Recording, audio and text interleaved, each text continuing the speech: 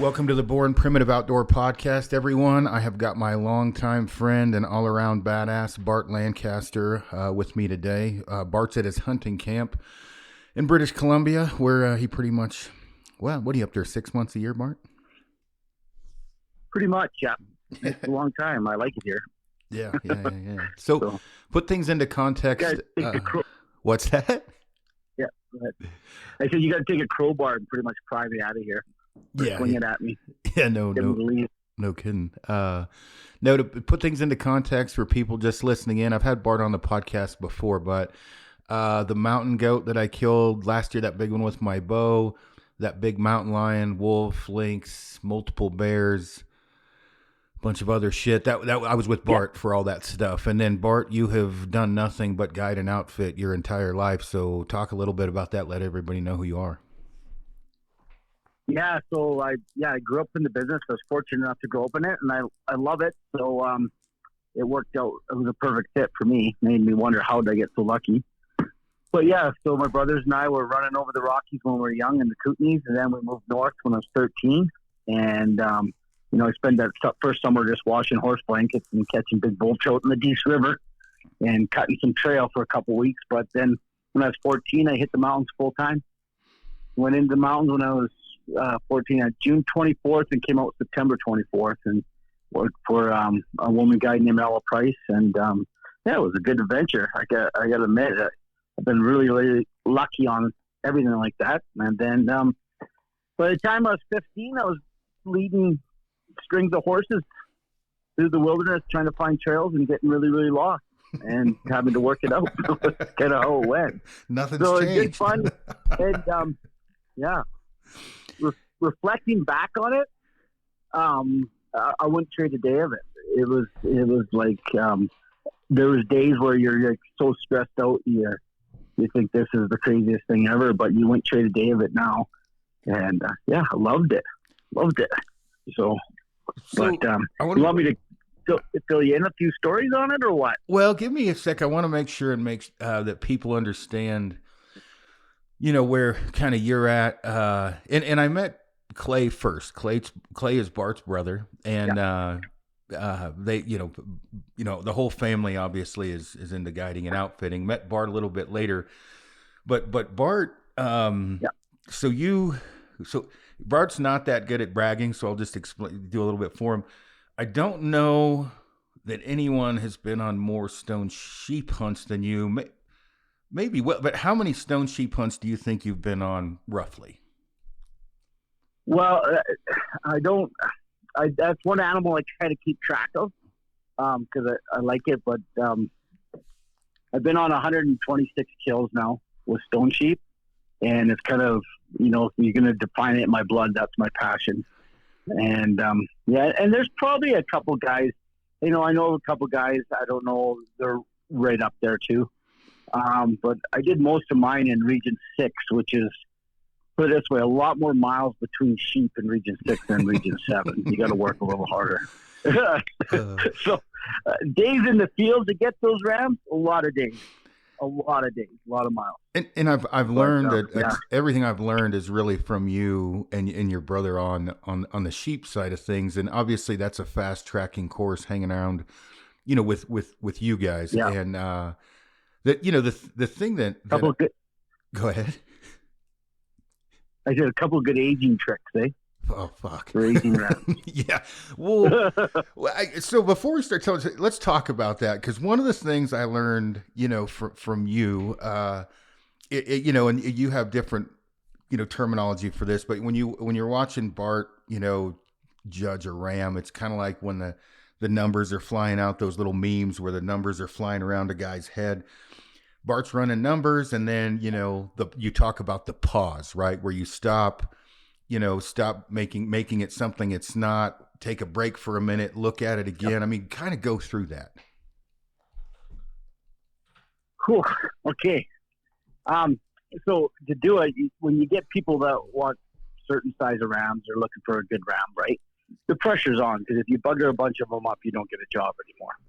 So you kind of have to get it sort of right. And the first thing, I've heard all these different stories of how to age rams and everything like that. But I just go for the 5-6 ring. Boom. Where the 5 and 6-year-old rings at. Spot them fast. And the fourth year usually has a false annuline near it. Not every time, but desert sheep and stone sheep, all sheep, usually has a second false annuline near it. But identify where the 5th, 6th ring is. If it's high on your crown, right, you know you got 7, 8, even 9, 10. But hey, you have to be in the field with me, which you experience to really see it and feel it, right? But and then I try to get my quarters, to know your quarters, the width and everything. The third quarter is your lifeline. And if you're going to run numbers on a ramp, you need to identify that third quarter and the size of it. And it's not just an eyeball, but you have to actually study numbers and regions and locations and regions you're at. And because you're dealing with a 5 3/8 third from region 6 to, a 7-inch third in region 7 in certain spots. And identify that. And then the one to get a back view of a ram, right, and seeing how wide the back down in the third is will reflect on your base as well. And then just studying the base and then just the feel of adding the numbers together. You don't want to climb in my brain when they're chucking around, right? But you just run them. Everybody always runs, the masses plus the length. I always run one horn. Poof, there it is. It's generally my smaller horn, right? And you want to, how you get up into that. How to explain it? You just run. You kind of drop 2 per thing. So if you go almost like a 14.5 to a 12.5, or you kind of drop 2.5 on that, down to a 10.5, down to hopefully you're dropping then 3 into a 7 or 6.5, right? And you want to add up to a 43, 45 of mass in a thin horn, and you want to knock around 40 inches of length. And then so you're at 83, 85, then you can slide your scale up or down. Does he really look at him? Does he have a 43 of mass and 40 of length, right? That would give him 83, 166. You're like, no, he's got more mass than that. So all of a sudden, he might be up to a 45 of mass in your head, and then he might be down to a 39 in length, right? So then you're up to a 168. And that's how my brain floats it a little bit, right? I float the scale of the length and the masses together. And all of a sudden, if you're dealing with a 42 in length and 45 in mass, quit talking, go kill. Like, just don't even think about it anymore. Just go kill it. Well, so it's a floating scale. I usually put 43 of mass up or down, 40 of length up or down, add them together. In as many years as you've done it, and I've got to work with, different people, gone on different sheep hunts, and, people make the mistake of thinking I really know what I'm doing, and I know what I'm doing, but I don't know what I'm doing like Bart. In meaning, I'll get you close, right? Like, when I say, it's in the low 160s, that's all you're getting out of me. Like, I can't do, and even then, I get close, right? I can age well. Like, age is a little bit different, aging on the body, but I'm over time. It just takes like goats are the same. It takes a lot of sheep to get to a point where you can, because the first, when I flew out and we went on the sheep hunt with Troy, when we got up to the top, we looked at a ram. There was 2, and one was young and going to be really big, and the other one was good. And you looked at it for like 5 minutes, and you're like, "We're going." I don't even know if you looked at it that long. You were like, "Yeah, we're not going to shoot that." I remember looking at you thinking, "Are you fucking kidding me? We're not going to kill that." But we were looking for something special. Those first rams we looked at, there was we actually went in 3 stages. That one on the first face was a 167, boom, older, but wasn't what he wanted. We already reached that the year before. And then we hit the younger ram, right? Yep. And he was a maybe, but he wasn't better than that. It wasn't better, I didn't think, in my bones. I didn't know for sure than the one I'd seen way off, right? And that was what kind of triggered my brain. And believe me, I would have begged for that sheep many, many, many, many times. But he also didn't have the age I got an easy 7, and he was 8. He was 8, but he didn't have the age that I wanted, because most of the rams to make book, they need 9 years of age. It's very rare on those younger sheep, and they do happen. But generally, on the average generic sheep, not the freaks, they need 9 years of age plus 9, 10, and that's kind of what he was missing too. And it was hard to walk away, but it worked out really good for us, didn't it? Worked out really good. No, it did. And again, learning constantly when you're in there. I'm learning constantly, because you just don't get to see that being from down here, Yeah, no, you don't. But just go to the fun ones too, Aaron. When those things can sneak up on you, and you go, you hit one of those big bases, and you walk up and go, holy shit! And I know you experienced that there, a year and a half ago, and pretty cool feeling, isn't it? Yeah. I mean, let's walk up and talk about we haven't done a podcast on my goat hunt. When I shot that one, and so I'll let you kind of take it. Yeah, let's take talk it from about there. that goat, Aaron. Let's talk about that goat. Huh? Okay. Let's just do that. Somebody has a 35-yard shot and a much, much further shot, and I knew how it was going to play out. And how did it go? How was your shot, short or was it far? It was far. Well, hold on. First, we go into this area Bart had planned out, and we hike up from where we're dropped off. We stay the night, get up, just kind of pete around. One thing nice with goat hunting, you don't have to get up early. We go up over the ridge line. Nope. Bart, we're in like Mongolia, and Bart's got to poop, or pee or something, whatever you were doing. Yep. I hop behind the spotter and I look over. Number two, yeah. And where Bart said, "Hey, look wherever." So I go over there, I look, and I'm like, good Lord, those are big goats. I'm used to Colorado goats, whatever. So Bart gets up to me. I'm like, dude, what am I not seeing? Am I making these bigger than they are? And you looked at them. Yep, we're going to kill them. Went down, set up camp, kind of figured out the route. Yep. And one of the goats had more length and one of the goats had more width. The goat we killed was 10 and a half. Is that right? 10 and 3/8, something like that? 10 and a quarter. 10 and a quarter. And the other goat was 10 and a quarter, 10 and 3/8, scratching 10 and 3/8. Yep. And the other goat, which I went back in there. That's where Amy killed her goat, and she killed a monster goat, but it wasn't as big as the ones we were on. So I didn't end up killing that other goat. But when we went in on the stock, there was a goat that was bedded higher, and that was the bigger goat. And there was a goat bedded lower that was the wider goat. And let you take it from there. And to be fair, I said potatoes.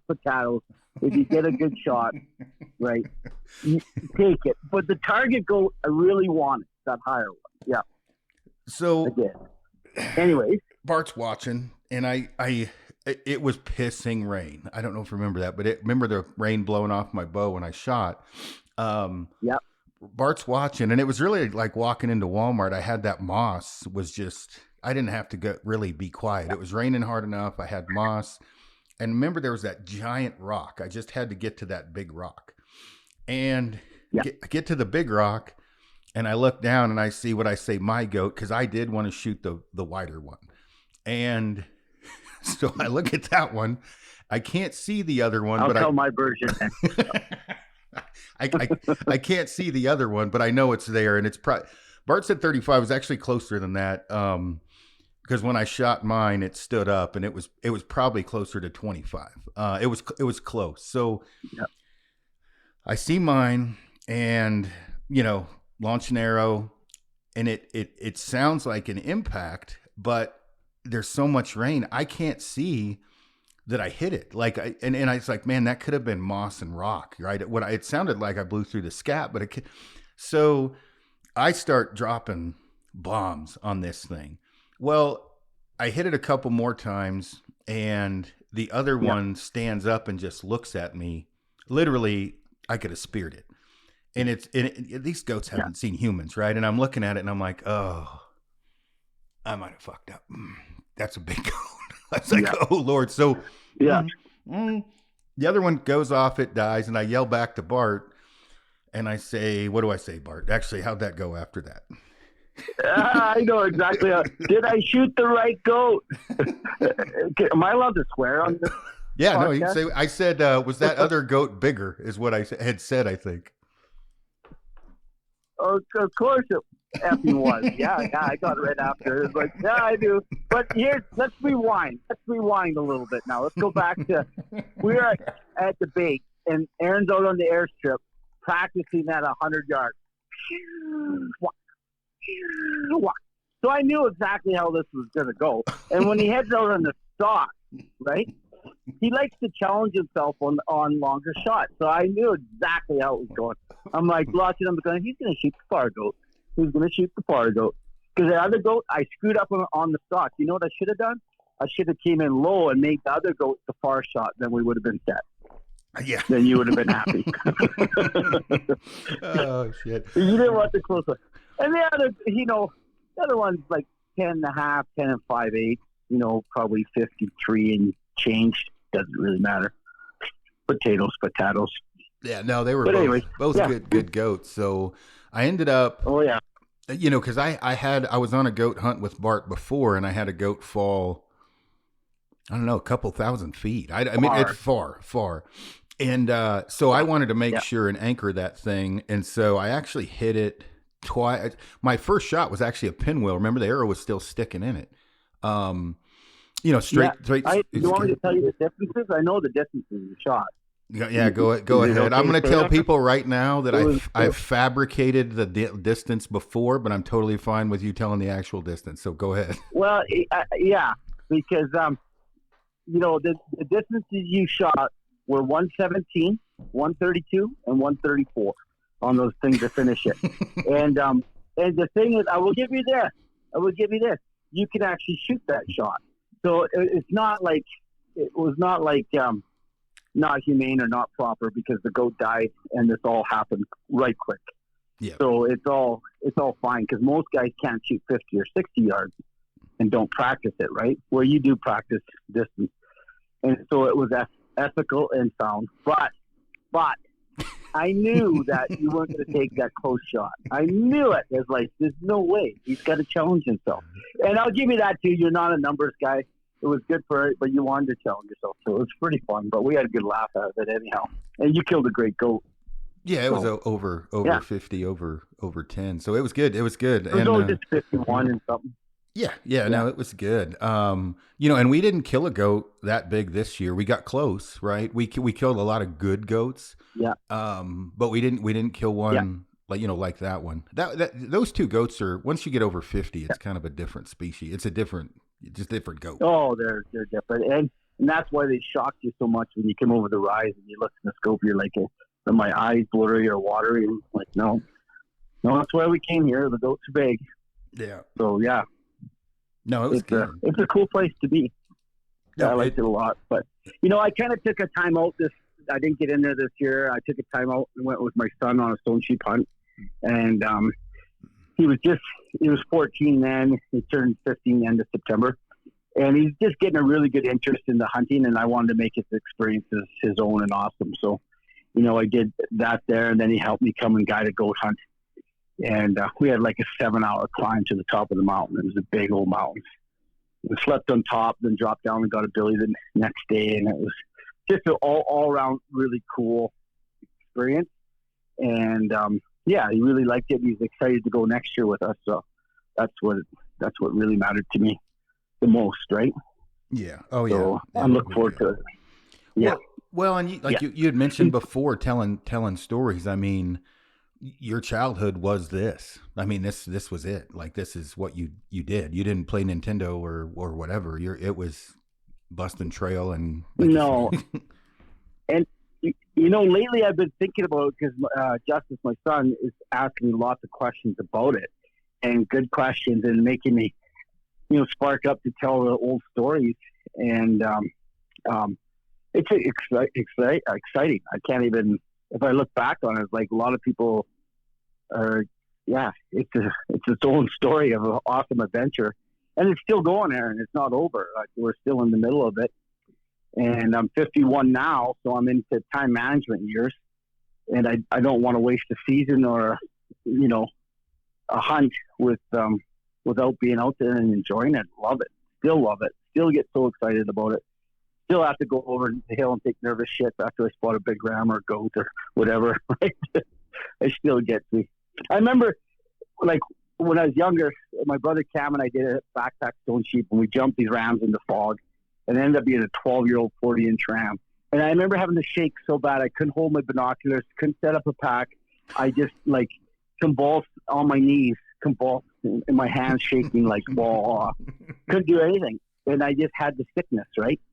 And that has drove me for years through the mountains. And, otherwise, you got to be a little bit mentally damaged to crave it as much as some people do, right? Yeah. A little bit. So well, that's why you qualify mentally damaged. Yeah, I'm definitely mentally damaged. I like go. I mean, I had that question a lot this year because I didn't, you know, personally, I didn't get to hunt that much yet, but I was out the whole time. You know what I mean? I was on, I don't know, 7 goat hunts, couple stone hunts, and, you know, I mean, and then a couple more goat hunts. I mean, I was just out the whole time, but, you know, I've been fortunate enough to shoot a bunch of shit myself. And when you get to go to special places like that, it's easy for me to not have a weapon in my hand and just get to go. And that, and you know, that's part of it. Yeah, it's easy for me too. I don't have to be the trigger guy. I want to live the adventure, and I almost crave the photo more, right? And just let it go. Like when we got that double on the rams, just that picture of you and I with the sheep on our backs. Yep. Perfect. Yeah. I'm a happy guy, right? Yeah, yeah. And just putting the miles on with friends is the journey, and it's a lot of fun. And that's why we were talking last night. Come up in the mid-July, and we'll just start walking mountains and enjoying the tops of mountains. For a couple 2 weeks before anyone gets up there. Before I screw that up, let's talk about that so people know.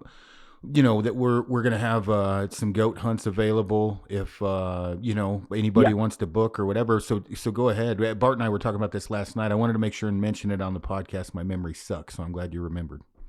Yeah, so a buddy of mine, Mark Parsons, bought a northern area, and we're going to be flipping in there to do a couple stone sheep and a 4 goat hunt. Mr. President. And, just knock off the tops of the mountains and put some miles on. The goats there are you know, good sized billies. We'll kill some. We'll probably kill some 10 inches over time, but there's a lot of 9.5, which is generally your mountain goat sizes. And we're just gonna have fun. And anybody that wants to go enjoy the mountains, get a hold of Aaron. We'll go enjoy it. But you have to. You want to love the adventure? Come. If you want to just chase the number? Don't come. Yeah. Right? Yeah. Yeah. So we'll have 4 goat hunts. So if anybody's interested in booking a goat hunt with Bart and I, get a hold of me. And I want to make sure putting that in context, the 9.5-inch goat, that's what Amy shot. That's a big goat. Yeah. I mean, it's and part of it too is the scenery, right? What you're doing, what you're seeing on the way to get there is part of it too, because I mean, there's some spots that you can kill, you know, well, it's just it's not as fun, I guess is what I'm saying. Like, and not say they're not big goats where we're going. It's just the scenery is part of it for me. Like that adventure getting there is pretty damn cool. Yeah. Writing the whole story. And now when I reflect back on all the miles I put on everywhere I went, it's writing the story. It's the journey. It is the full journey. Right. Yeah. And, I guess, we gotta write some more stories, and that's what it comes down to. Yeah, we get to pick on my son. Yeah, you know, well, that'll be good. That'll be good. There is a lot of shit talking back and forth, which is good. You know, it's always fun to make. Oh yeah. You know, jokes. Well, I remember. So we were on 2 potential booked stones. One was definitely booked. The other, I mean, they're just amazing sheep. Yeah. And we were on them, and I don't know if you remember. I handed you a pepperoni stick. And you threw it back at me. I do remember. I was like, I'll jam this pepperoni stick. Why do you need a pepperoni stick right now? We're right in the middle of like the show time. You want a pepperoni stick? No, I don't want to have a pepperoni stick. that shit out of my face. Dude, I'll never Oh, ever forget that. I was thinking, I will jam this pepperoni stick up your ass. You were, I mean, yeah, it was a very serious situation, but we were waiting and waiting. I'm like, man, I'm hungry, and as Bart knows better than anyone, I eat a lot, and so yeah. You're always hungry. uh, You're always hungry. Oh yeah, it was pretty funny. I can't remember. We were on that other Well, goat. anyone that's hungry, so like, I get pretty intense when I'm out there. It's like I can joke around and go, but when it's go time, I get pretty focused, right? I get like, yeah. So yeah, it was pretty good. Mm. I remember I was making. We went in on the. This was a goat. It was a combo hunt, but we were going after goats before. This was with Gritty, and I was you told me you were like, hey, you said you don't eat that much. We're gonna run out of food. You have got to slow down eating because I Oh yeah. Oh yeah. You're coming up next year, and we're landing at a base cabin, and I'm flying in a freezer and a generator. It's gonna be right full of meat, right full, and I'm having someone at the base just keep the generator going so we can feed Aaron. Yeah, that's no shit. I remember you about killed Gritty on the side of a mountain. I remember we were climbing up some dangerous shit, and I can't remember what he was trying to film shit. And I remember you turned around and you were like, "Put your fucking toys away! You're gonna kill one of us or something like that." I can't remember. It was that climb was pretty squirrely. Yeah, there's times to pay attention and times to pull your stuff out, right? Yeah, and sometimes you got to pay attention. Yeah. So I get a little bit, at times I'm a dick on the mountain. There's no doubt. Like, hey, we need to focus up here. But I like to keep people alive. Live's good, right? Yeah, live's good. Yeah. Staying alive. Good song. Good hunting song. Yeah, no, that's no shit. Well, we're talking about staying alive. So Bart has run a lot of grizzlies with when that was legal before BC went sideways. Bart ran grizzlies forever with dogs. Is that more dangerous to you than an extreme kind of a mountain hunt? Or which one would you say has the potential chance of death and injury? Extreme mountain hunts? I'm going to say on average, I think the mountain hunt's more dangerous. I really do. No, to me, the grizzly is the most thrilling, with dogs, the most thrilling thing ever. And yes, they will eat you. They will come and eat you, right? But you can usually have a wall of weapons between you and them. That's the advantage. One piece of soft moss on a rock and you slip and you're gone. And that happens. That happens. One of my guys, Delman Oler, he had it in the Yukon here a couple of years ago, and his brother jumped first, and then he jumped in the rock that he jumped across and grabbed, came loose, and then Delman jumped right away before Roger said anything off a 30-foot cliff, and fell on his head, but the pack broke the fall, and the rock landed on his leg and broke it, I think, 4 places, and he crawled off that mountain for 7 hours and then rode a horse for 2.5 hours. Then the truck. That's his own story and a long one to talk about, but good thing he's tough. Yeah, he's a tough little. Say that. Tough. Well, he's not little, but he's tough. He's tough. But in the mountains, like the mountain heather, if you get 1 or 2 inches of snow on it and people don't pay attention on it, that is like Chevy Chase on Christmas Vacation on a sled. Like, you are gone. And everybody has the rain gear on the mountains, and you shouldn't really, once the snow comes, you shouldn't be in rain gear. You really should be just in wool clothes that stick a little more, right? And then just deal with the weight of being wet. Because, rain gear, snow, mountains, it can get you in a hurry. Nowadays, I like my August, early September mountain hunts. I'm not so excited about my October, November hunts anymore. Dude, I'm with you on that one. Because I came back this year and went and helped Mike down in Colorado on a goat hunt. And shit, I think it took us 9 days to kill a damn goat. We couldn't find goats. And what you were talking about, though, we hit snow and cold weather. And I'm not, I'll do it. But man, it is not the fun for me that it used to be. It is definitely not. No, that's for sure.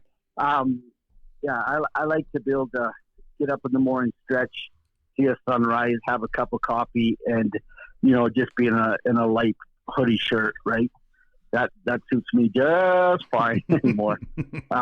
Anyways, yeah, I did a lot of those extreme hunts when I was younger, and it's okay if I don't have to do them as much anymore. I will still get stuck with them. I know that, but I just dig in and get it done. So, with the gear or whatever, like I will say that the gear, we have it easier in the lower 48 overall. One, wilderness areas are smaller, so how we get in, is not far from a car or a trail or a road. Hunting up with you in Clay, but Clay, the helicopter's a little bit different. Doing the stuff I'm doing with you, and when I'm up north in general, there's a whole new perspective on what you're putting on your body and what you're putting in your pack. That's for day or your feet. Yeah, you got to think about it more. And someone coming to help you isn't as fast. Like, there's no rescue party, just over the hill. You're in trouble back there. You can't really make mistakes, or you'll be in trouble. And I guess that's the adventure of it, but that's also where you better keep your common sense alive and alert. Keep it very, very aware, right? There's another spot. I haven't really got into this yet. I want to take you on a boat. We got to go down a lake, and then we're faced with like massive mountains straight up off this lake, and it's going to be a tremendous adventure too. And we need to talk more on that one as well. But you put these different combination of hunts together, and where you're going, you need different gear, and different things matter. So like when we go on that hunt there, this year won't matter so much, but in that hunt, we'll have to have one of those little saws in our pack. Someone's going to have a little saw, to cut firewood and to dry us out in the alpine in the evenings, because it's going to be nasty. So, it changes per area, per thing, what you have for your gear, what you need. But you want to keep those packs light, don't you? With you need a lot of dry food, but you want to keep them as light as possible, because you come out, you're loaded. You are loaded. Yeah. No, when Amy shot hers this year, I ended up having to take, the 3/4, because one was blown to shit, the back straps, the cape, the head, my gear, and her gear. Yeah. And dude, it was not cool. And, I can still carry heavy weight, but I try not to go over 80, 90 anymore unless I absolutely freaking have to. Like 80, 90 through that shit's rough just because of the underbrush. It's just a game changer. It is. And now when I get home from like a July, August trip, the end of my fingers quit tingling usually by December, by Christmas time. They quit tingling. Shoulders, nerve damage or whatever. But yeah, that's when I get the feeling back in my hands, and from carrying heavy weight. So you got to keep it as light as possible. And this year, between my son and you and I, right, with a guy, we'll get the weight off the hill plenty easy enough, right? And did you have a camo guy coming? I think you said you had a camo guy coming too. I do, and he's a stud, so that helps because he can pack some shit. So perfect. We'll load this shit right out of here. I might even pack some fossils off the mountain. So load them up. Well, here's the thing, and I was talking on a podcast about this the other day, and having, how would I put it? The people that you have with you really make or break a hunt. And when I say that, meaning they know what they're doing, they're always in a decent mood, everybody, you know what I mean?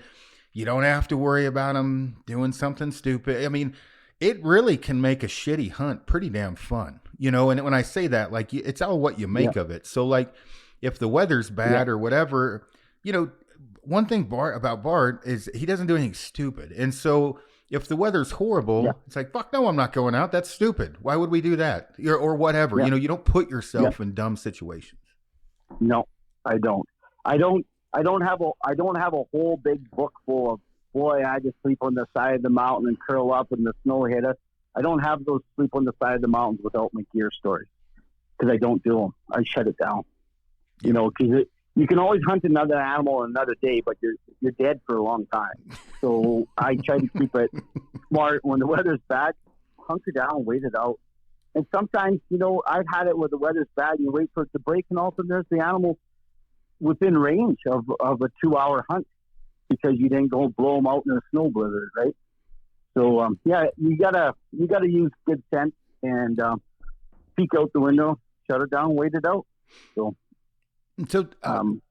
what's some of the more crazier trips you've had or hunts that you've had? Meaning, whether that be weather or grizzly tackling you or whatever. Like, what are some of the crazier ones that just pop in your mind out of the gate? Well, okay, yeah, I'll tell you one quick one here. Just popped in my head. Lynx hunting. You think, oh yeah, just chasing a lynx, no big deal. The lynx kicked her ass. The snow's just above my knees. I'm walking out thinking, oh, feet. It was limited road access. Here's got good road access, but this mountain was pretty limited. And then walking along, and like 10 feet in front of me max, maybe 8 feet, this big brown black bear comes right up out of the snow. Straight up in the open area. Straight up out of the snow. Just poof, in front of me. Just like it was the strangest freaking thing. Straight up. And so I'm sitting there. I got 4 dogs with me. I'm looking at this bear. I got the dogs each side. It's like we're frozen in time, staring at each other. And then, kaboom, shit blows up, right?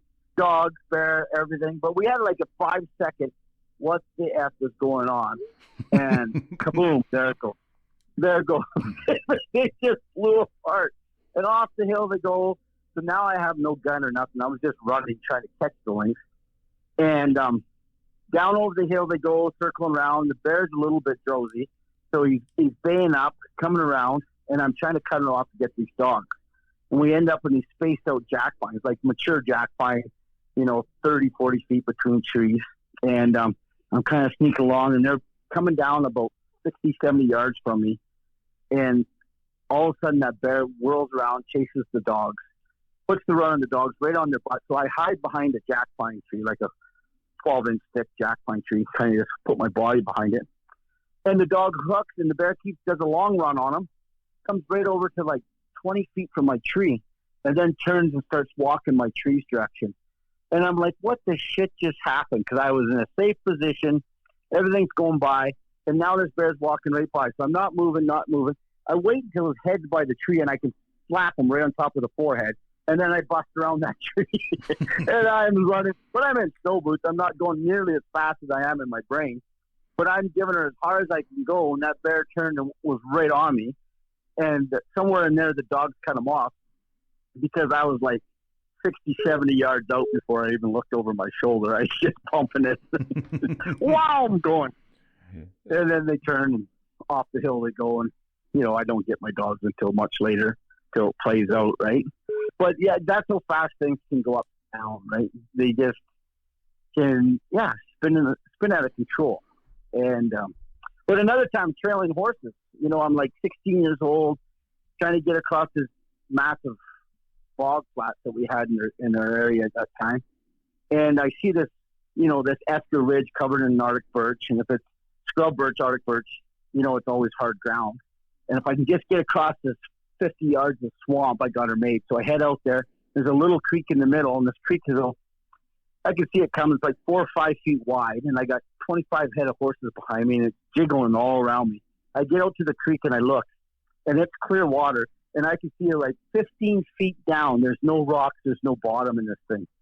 And I'm like, oh, shit. And if one horse goes through, everything's going through. I just sucked it up, turned my horses back, and made it out of there. Because I would have lost probably 15 of my 25 horses if that thing would have broke and they went in, because I wouldn't have been able to get them out. There's no footing, right? I was just shitting myself, and somehow that bog held together enough to get off of there. But things can go sideways in a hurry. I use my son to tweak my brain on stories now, and he asks some good questions, and then it reminds me of another story and another story and another story, and then it keeps rolling on. But the times, like when I was first growing up there in the northern Cassiars, it was a lot different. I remember my father sent me south to meet this client. Well, it was 3 days trail south, and then I was supposed to pick him up on 12 p.m. on the fourth day on this lake. And there's no inReach, there's no sat phone. We had those old orange band radios that work sometimes. And so we went down there, almost lost the horses, got behind the schedule. And on the fourth day, the plane had landed and dropped the guys off. And I was 30 minutes late getting there. But those guys got dropped off in the middle of nowhere as well. And yeah, touch and go. But the pilot did see me coming off in the distance. And, you know, different times, right? What are those guys going to do if I didn't show up? You're going to be stuck there with nothing. Well, so it was a little different era. Yeah, I was just going to say, so, you know, people definitely nowadays take for granted, I think, that one, the knowledge is there, whether it's good or bad. You can find a lot on the internet of knowledge, things like that, Yeah. but also just the technology of not dying. I mean, now everybody's got an inReach, everybody's got not everybody, people have sat phones, and yeah, it's a different world now.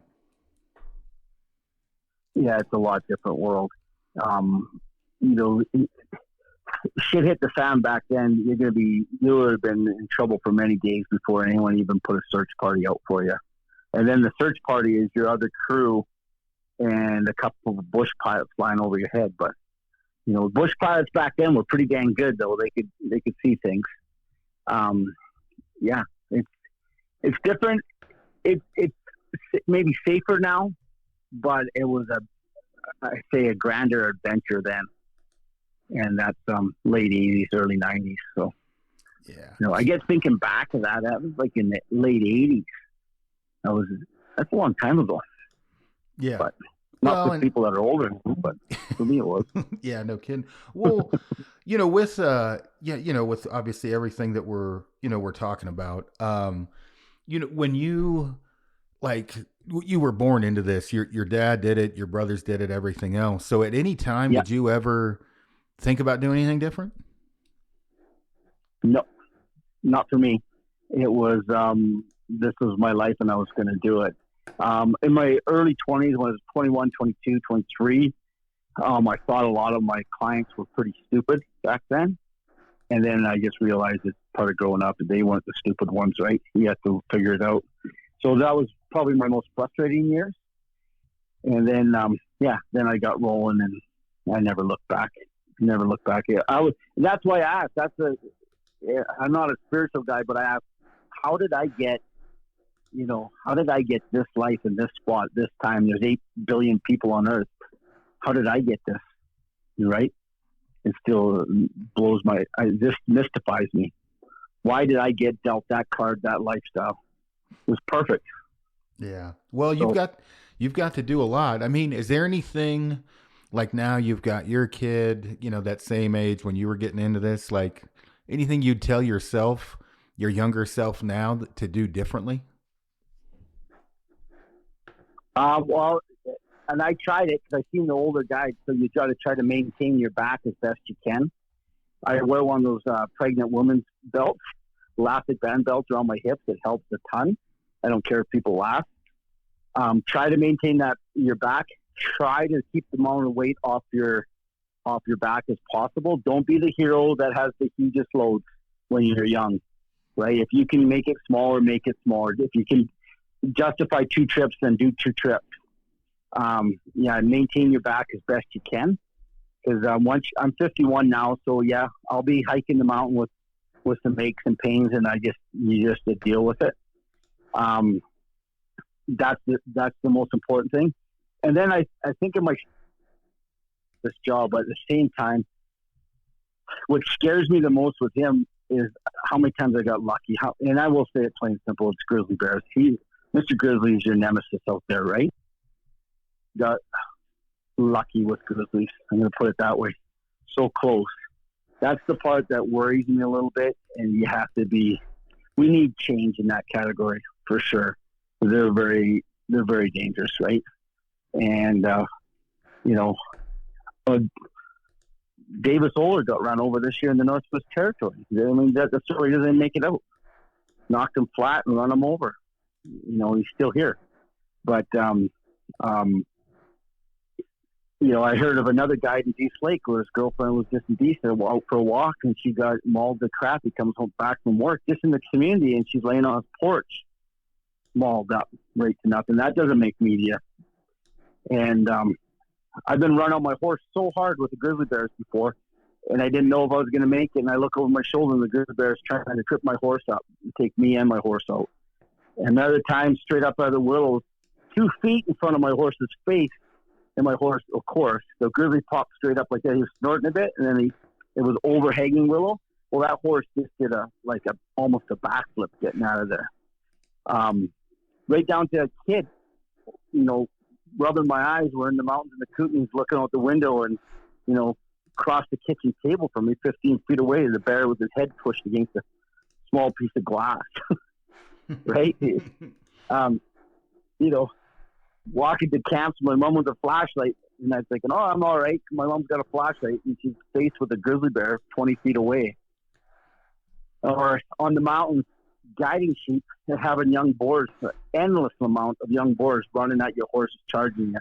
And then you just got to charge them, and it'll stand them off. But, 50, 60 feet away, standing the grizzly bear off to chase them the other way. And it's like either you're going to stand them off or you're not. And, getting treed by a black bear, climbing the tree faster than he climbed. And he was just too big and fat. And I had my next tree lined out to jump across. So you got the bears you got to deal with. Bears are going to be a story. That's what worries me with my son going up here into the guiding, right? Because it's your child. You worry more about the child than your own well-being. So, that'll be his choice and what he does there. Was that probably the closest you came to biting the bullet when you were young? Was bears, or was there any other stuff that got you close? I fell once on a cliff when I was 15 with a client. I fell, and I was trying to help him through some bad bluffs. We had a guide that took us down where we shouldn't have took us. Should have went a little bit farther over, and he skipped down and took off, and left the client and me.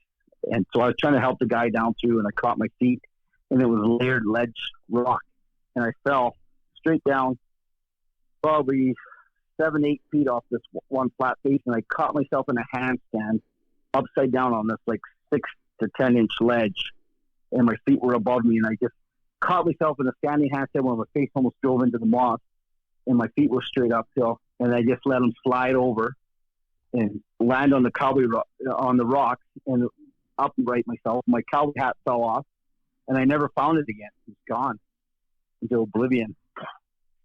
And so then I climbed back up to the moss ledge we're angling across on and kept going. And I don't know how I caught myself. Again, it's another question I don't know. But that was really, really close. Other than that time, it's definitely grizzly bears and learn to break horses, having runaway horses on the mountains. There's always a few of those good ones that where I could have been on my face, could have been hurt bad on those ones too. So, but bears are a threat, man. Grizzlies are it. So, and that's why I like killing them. Really do. I'm not gonna lie. So grizzlies with dogs. Well, you've killed it's a pretty significant amount with a lever action of predators. We haven't talked about that, I guess. Yeah. You were trying to kill all the predators in North America with a lever action at one point in time, weren't you? Yeah, it was my old Model 94 lever action Winchester. And the only thing I'm missing is the Wolverine. And I had a couple chances. I'm at distance, and I chose to use the rifle just to get them dead. And if I could rewind it, one about 150 yards, I should have shot the shot. But yeah, I'm missing the Wolverine, but I got them all. I got a 9.5 foot grizzly bear. So it was 26.25 on the skull. Huge bear with the lever action. Gene Allen up to Kispiox. And I just hunted. I got him the last day of the season. I just seen his tracks, and I kept traveling these log and block roads, and finally got a crack at him, and had to run 2 kilometers. The window's right in our face, and he was walking this road. I had to run 2 kilometers up there with old Gino and I, and he doubled across this bridge, and I shot across this canyon about 80 yards and shot lots, put it that way. Lots, and kept shooting. But got him. And cougars got the wolves down the valley. 2 wolves coming in trying to kill my hounds. And I cut them off, and they come right into me, and I smoked the big male and the female. Got both of them. And then on to the other point. This year I didn't make it in time, and the friggin' wolves, my good cinder dog that I've had forever, he was starting his career when we first ran grizzly bears. And the wolves turned him into a chew toy this spring. He lived, but now he's just outside my door here. He doesn't make it very far off the porch. Unfortunate, but they ate him up pretty hard. Davis Oler, young and strong, saved him. Big Black was right on top of him. He couldn't get shot off at him. Too thick, but he seen the wolf. Yeah, so that's it. But otherwise, be aware of grizzly bears. They are the danger in the field. Whenever a resident hunter goes missing, there's all these stories. I can promise you they got ate by grizzlies. Just how it is.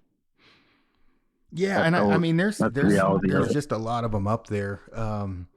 We definitely ran into a few, this year. And knowing what to do is a big help with that. You certainly don't run away. I think you say it best. Yeah, just get big, true. Get big. Yeah. Get big and mean. Get crazy. And you have to even run at them, charge at them. But it's easy to say, but when you get lots of bear experience, you can get that way. But it's easier to say it than actually do it. Yeah. But you just got to get big and mean and get aggressive at them. More aggressive, so they're like, "What's going on?" And they just have some hesitation and think about it. So, yeah. Well, this year though, if we see it, like if we get in that situation this year, I will kick you in the knee really, really hard fast. I'm fast, so you're gonna have to. I'll probably have just had knee surgery, so don't re-injure it. The thing that people don't believe, and you just said it, like they don't bother me. I mean, I'm aware, and I mean, I'm cautious, but it's not. And I've tried to explain it before. If you put me in the sea and there's sharks, I'm a bitch, right? Yeah. I am not a fan of sharks, but you put me on the ground, I'm not. I mean, I'm cautious of them, obviously. It's not like I'm like, oh, it's a grizzly, and I don't care. I don't. Compared to rewinding to the first time in 2012 where I was seeing them to now. They just don't bug me now. I mean, I know what to do. I don't get super nervous. Nope. Definitely, and I'll flip them. I mean, it's not worth risking your life. If they're close enough, just shoot the fuckers. If it's a danger and they're coming at you, I've heard guys like, well, maybe it's a bluff charge. If it's within 50, is it worth risking your fucking life over that, No, it's not. It's not really. And I could say I've stood a lot of bears off that I should have just shot. And, I have a foolish non-fear, more of an anger comes up, swells up in me when they do that. And it's more foolishness than not, but I don't have a fear of it. It's just, it's probably, it's a good chance I get nailed before my career is over. It really is. And, I will be bitter and mad the whole time. And that, you just got to approach it that way. You have to be, you just got to be pissed off when it comes, because they are. So, hopefully it doesn't come up. No kidding. I had one this year by the tent. In the tent, as dark, and the ptarmigan just started going crazy at well after 2 hours after dark. I'm like, man, what the hell? Something's out there. So initially I thought wolves. They were chasing them, right? Then I hear, and I'm like, Buck, that's not a wolf. So I'm in my undies, grab the headlamp, and I'm like, that bear's within 100 yards of camp, easily of my tent, And so, the client's shitting his knickers. I'm like, dude, calm down. I'll just, if it's that bad, I'll just shoot. Just chill. You're making me nervous by how nervous you are. So I'm standing in my underwear in the vestibule with my headlamp on, and whatever. So anyway, pencils are good. yeah, exactly. And kind of long ways. Whatever, took care of the situation. I got back in the tent. The dude's he's like, "You gonna be able to go to bed?" I'm like, "Yeah, I'm good. We're good. It's cool." Yeah. And but he, when you're not, I'm not trying to make myself sound tougher than I am, but it's like If it's your time, it's your time. You do your best, do what you're supposed to do, and it'll be fine. You Yeah. can't really make any. I mean, you just make the best of what you got. Yeah, you just go back to sleep. That tent material's thick anyhow. Let's keep them out. Yeah. Heck yeah. Yep. I had a Hilleberg. It should have been No, fine. but yeah, they're not over there plotting strategy. Once they know what you are, they get the human smell. They bugger off, right? But until that moment, if they don't. The wind's wrong and they're not smelling you. Then you have to be and make them aware you're not normal, and they go away. But yeah, over the years, lots of bears come up to the tent and you hear them and you give a yell or two and they peel out and you lay back down and go to sleep. So what else are you gonna do? Yeah, exactly. Nothing else. Yeah, well, it's kind of like lightning. Yeah. You can't control it. You just hope for the best. For me, anyway. No. Yeah, it's just it plays out the way it does. So, but in saying that, I wouldn't let them stop me from having all the great adventures up there because they're too endless. They're too endless up there, and yeah, it's gonna be good. We're gonna be about 35 pounds on each of our backs, and my son's gonna have about 70. It's gonna be awesome. Maybe your camera guy can pack some bonus foods up there with us too. I know, man. This year I had to really like pay attention because I never had knee surgery, so I was still dealing with that, and I was fine. But like, man, I tell you what, like I definitely went a little lean at times on food where I was like, this sucks, where I didn't pack as much food as I probably wanted to. But what you get out of that, and I tried to explain this, like, again, when people are asking me why I'm not hunting and I'm guiding, what I get to see over there and how it challenges me personally, meaning from start to finish, right? Physically, mentally, my woodsmanship, like fieldcraft, whatever you want to call it, ability to find animals. I just don't get that from anything down here. And so it's an easy choice for me because you don't get it anywhere else. I mean, that's the only spot. Yeah. No, and that I understand. And but the secret to getting you over the mountains that you didn't have this year that you'll have next year again? You remember that bag of moose turkey in that cardboard bag? Oh yeah, that'll do it. That'll get you. Get you over the mountain. That's funny. Get you on. Yeah, but it does challenge you. The north, I get thinking back on it, and I went straight with horses and mountain trips from 14 to 43. I did the 3 years Yukon too, and then I did a year over towards the Bessa, and now we'll do where we're going next year. Then I did Central BC where we're at. It's a lot of years in the mountains, and only thing I wish for is if I had another 50 or 60 years to be in those mountains. Yeah, that would be awesome. I wish I had some of that fairy tale elf blood in me that I could go 700-800 years, because I don't think I'd get bored of it. I think I could keep doing it over and over and over and keep living it, because it's really, really cool. Yeah, and you have to be with someone for several days to milk all the stories out, right? Because it's hard. You and I get on our phone, we talk. There's so many stories that get bypassed and not thought about, and then they just pop up. Yeah. So many. That's a fact. That is a fact. Well, dude, we're hitting an hour. I probably should get you off this thing because I know you got stuff going on, and definitely I'll get you back on again. But for everybody listening in, if you're interested in a goat hunt with Bart and I, get a hold of me. We'll get that taken care of, get you more info on that. And then, Bart, you definitely don't get the credit that you deserve in the social media world because you hate social media. So it's understandable, but truly one of the greatest, guides and outfitters on the planet. So it's an honor and a privilege calling you a friend and having you on here, man. Thank you. Well, I really appreciate it, Aaron. And I think the next time I come on, I'm going to dive into, I kind of held back a bit. Let's dive into some grizzly and dog stories. Yeah. My son discovered the hard drive the other night here. He was here of these grizzly hunts. And he goes, Dad, what are these? And he almost had the shakes. And we should talk about them a little bit more next time. We can. We managed to skirt this whole podcast around me missing 3 times with you. So I'm glad we skipped around that. We can hit that on the next podcast. Oh yeah, the goal. We didn't even get it. See, that's what I mean. The little things that trigger you up. It was funny though, because the wind was coming up, and shoop, there goes your arrow. Shoop, there goes your arrow. And then you keep looking back. How far is it? And I tell you, it was like 75. Shoot down. Wind comes up. Shoop, there goes your arrow. Yeah. It was awesome. It was, but yeah, dude, I appreciate you coming on, and I appreciate the friendship. Oh yeah, you betcha. Have a good one. We'll see you soon. All right, man. Take it easy.